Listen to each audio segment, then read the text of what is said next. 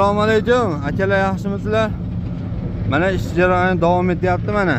Kimga Rodbinga kafenikilarga kerak bo'lsa, mana oppo toshlarimiz chiqqan.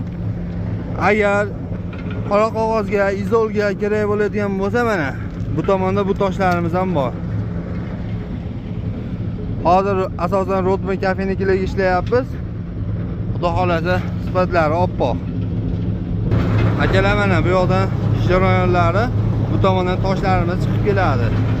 Mana bu texnika yordamida mana tayyor bo'lgan mel mahsulotlarimiz.